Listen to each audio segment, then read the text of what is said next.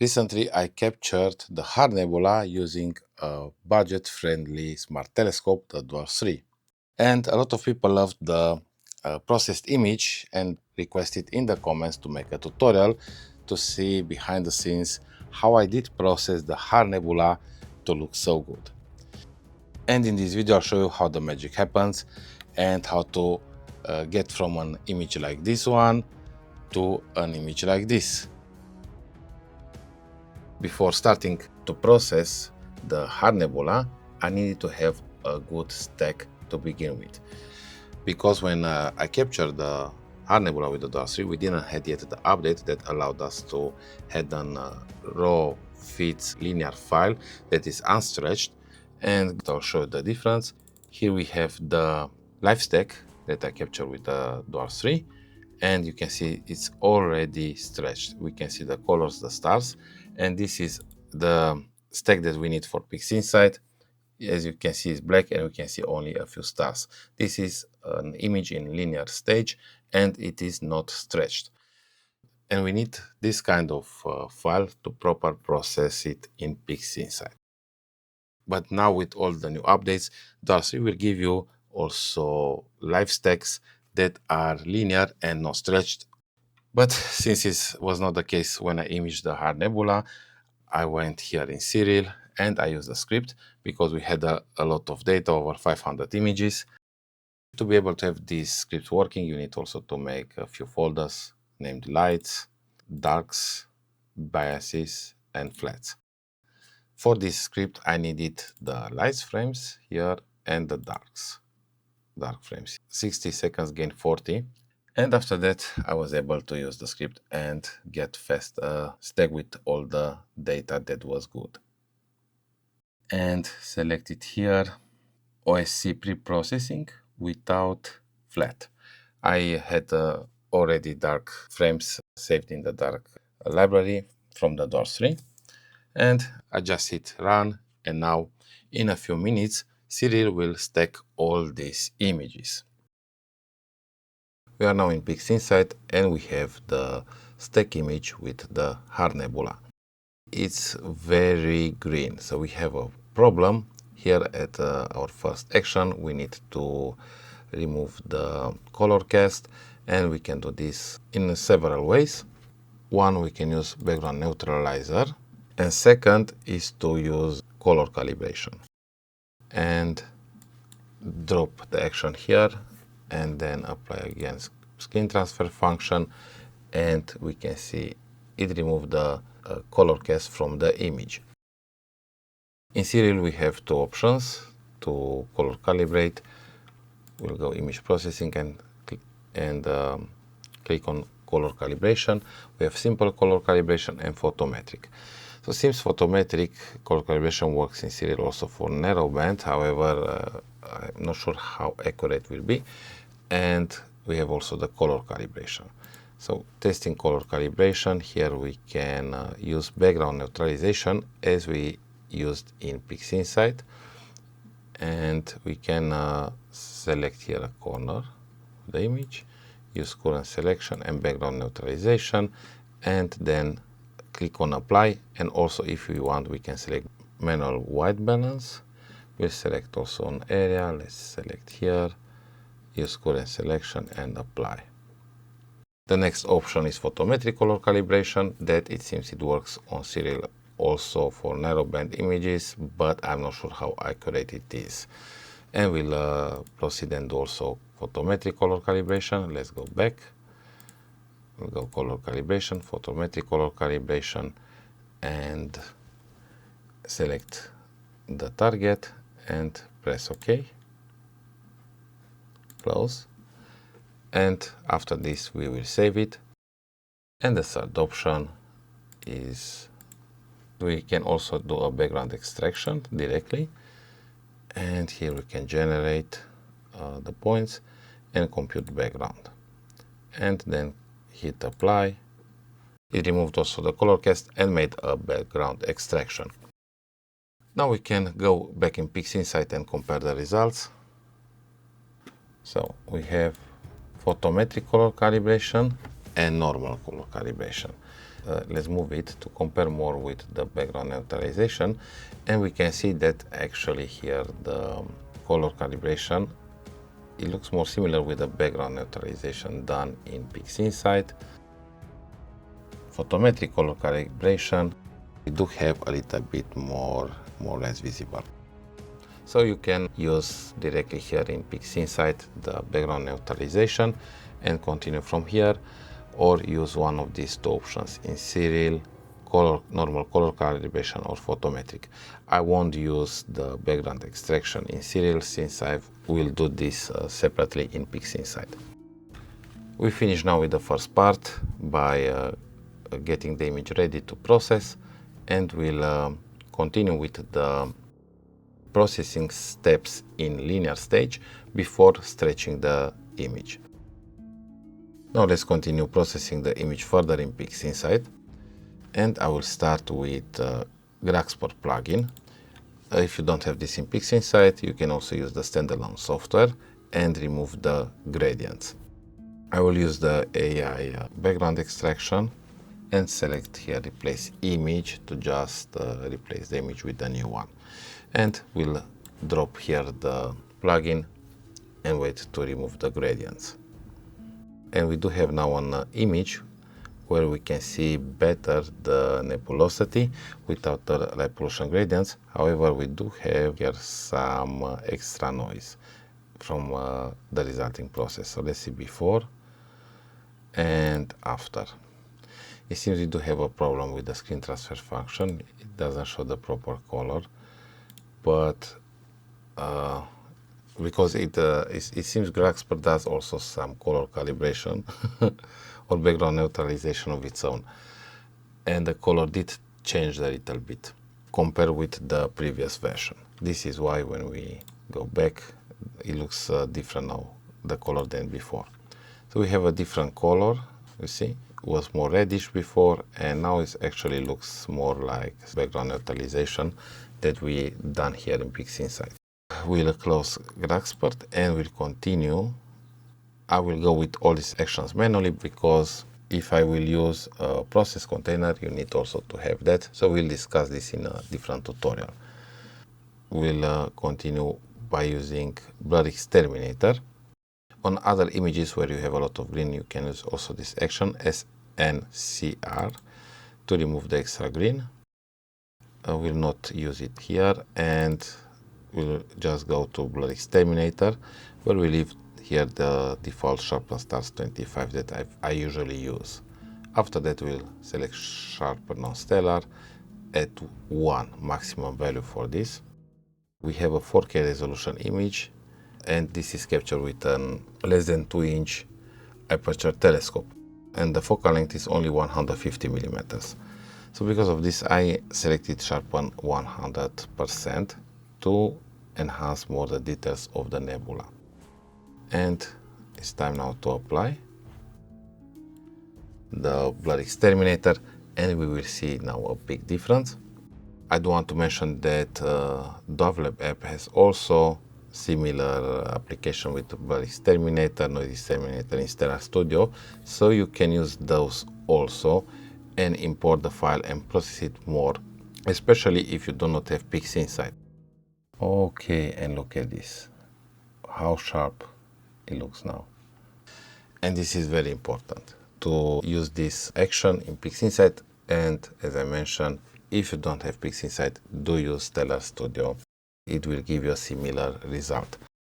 Now we'll close the action and move to Noise Exterminator, and here we'll select Iterations 5 for the best results and apply the action here on the image.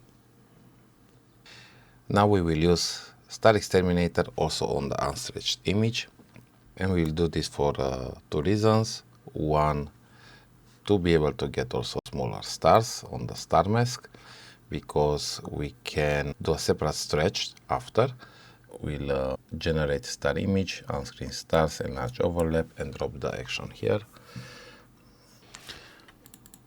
We rename all the files. This will be HTSS. That will duplicate now and apply the script the HO normalization and drop it here directly. And this is the result. So you see before and after. We will drop the screen transfer function again, but this time with the channels linked, and drop it here. Unlinked, it seems it didn't work. We minimize and use this. We can use this on the stars, but first we'll go real time and check how the stars look. We'll go first and lower it like this. Not as much as before, something like this. Okay, we close and we will apply it. And now we can zoom in. The stars look much smaller. After stretching the image normally, we will do another curve stretch using the curves advance. And here we will also increase a little bit the saturation. And we'll repeat the same process also for the stars. We'll enable real-time preview. And we can see normal saturation. And we will increase it a little bit. But we need to be careful not to saturate it too much. And we'll go after on RGB and make an S-curve here to increase more the contrast.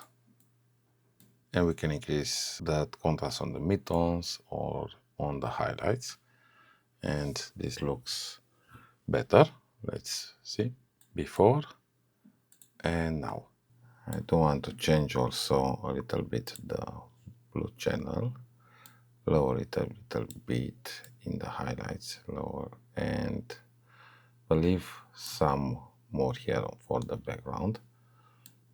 Once we are satisfied with the result, we can close the preview and apply the new tone curve. After that, we can also save it. We are almost finished here in Pixinsight. Additionally, you can also do a local dynamic range, and we'll use here the preview panel. But here you need to be very careful not to enhance too much the contrast, because if you do, you'll over process and you won't get a natural looking image. The same as I've done on my first processing, I over enhance the contrast and sharpening. Here I can drag the slider and also lower the contrast at 1.5 and lower the sharpening a little bit. And I see before and after. And maybe lower a little bit more. Before and after. And I can make this image as a backup. We'll close the preview mode and drop it here. If you are happy how the image looks after processing just in Pixinsight, you can just proceed and place the stars back and share the image on your social media platforms. However, if you want also to enhance it more in Adobe Photoshop using masks and do more adjustments, we'll show you how I've done that in a few moments. First, I do want to show you also how to place the stars back in Pixinsight. In Pixinsight, we'll do this using Pixel Matte. You can find it also in the processing folders, and here we'll click on Expression Editor. And from here we'll select one of the image. We have this image 01 clone. We'll select this one, double click, and then Shift plus and select the image that we want to use for the stars. So let's see image 3, which one it is, double click, and then we'll select OK and drag it here. This is the last one that we stretched and saturated the image, and we can see how small the stars look and sharp. And also we have more colors. Okay, we'll duplicate, and here we'll go back, and I want to show you also how it will look if we change. And instead of image 03, we'll go image 005. Press OK and drop again. So you see the difference. So this is the normal stretch. The star look very large here. Compare with the other one. Compare with this one. This is a very big advantage by making a starless image on the unstretched file, because then you'll be able to stretch different the stars and get also much smaller and sharper stars, especially in situations when you have a lot of stars in the nebulosity or near, like we have here with the Heart Nebula. And this will help you get better looking images and will look more clean with more nebula features visible.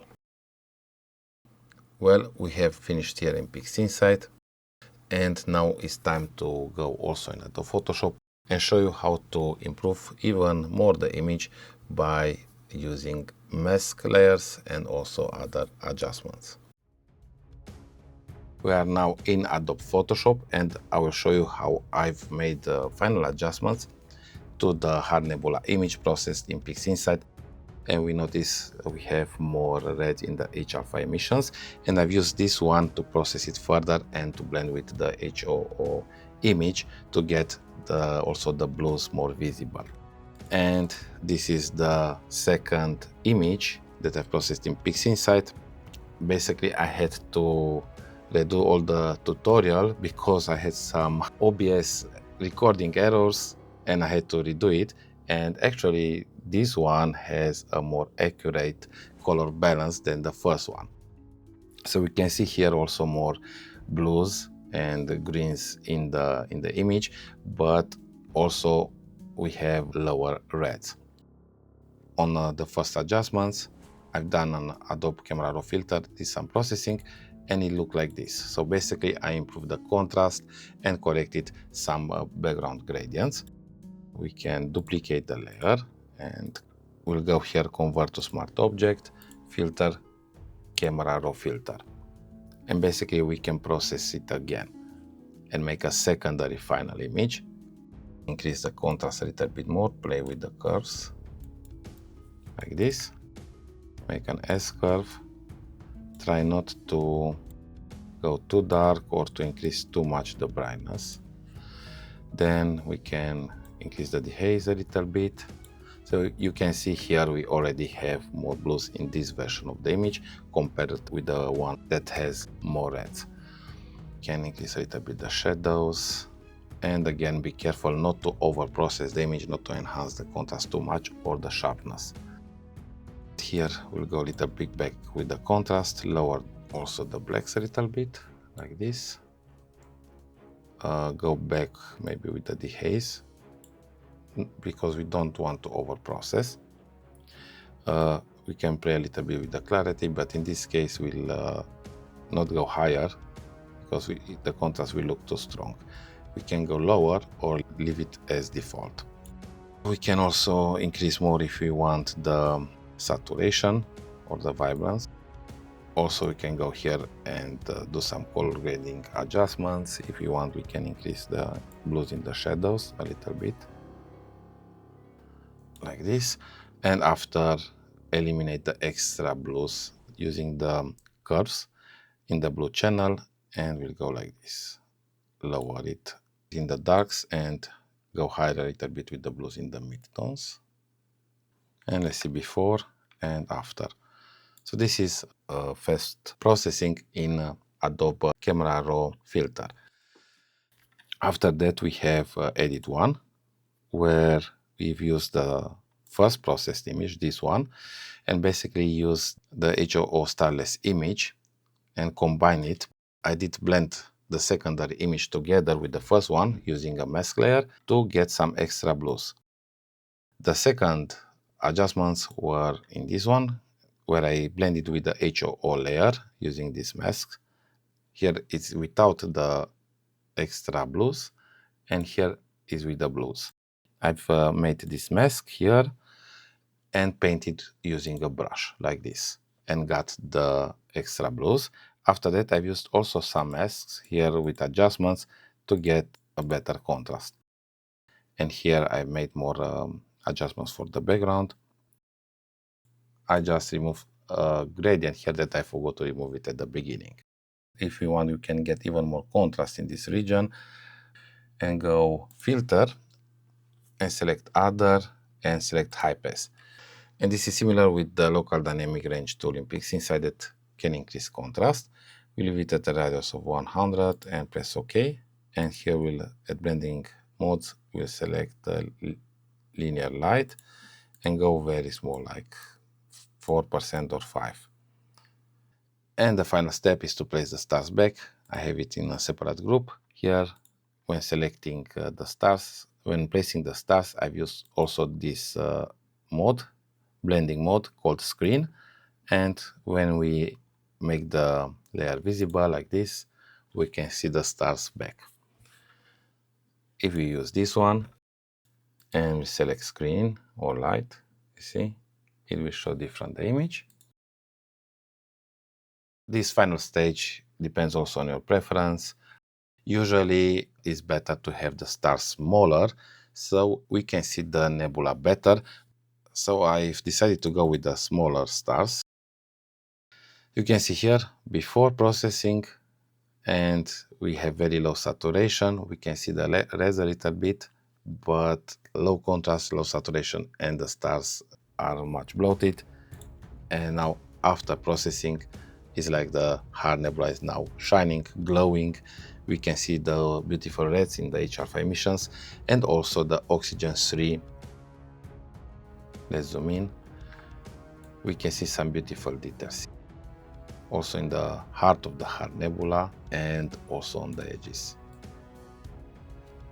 So I managed to control the noise very well by using multiple times also the noise exterminator from Pixinsight. Let me know if you have any questions in the comments below. If you enjoyed the video, don't forget to hit the subscribe button. Also, affiliate links are available in the video description with the Dwarf Smart Telescope. If you are interested to support the channel more, hit the join button, become a member, and you'll get access also to my astrophotography data that I'm sharing for channel members, and you'll be able to download it and use it. I want to give thanks to all the channel members that supported the channel so far. Also, the Heart Nebula is available to buy as a canvas print. Do check also my print shop. I will make more products soon with my astrophotography that you can also buy if you like the image and support the channel more. Thanks for watching and hope to see you soon in the next video. Until next time, clear sky.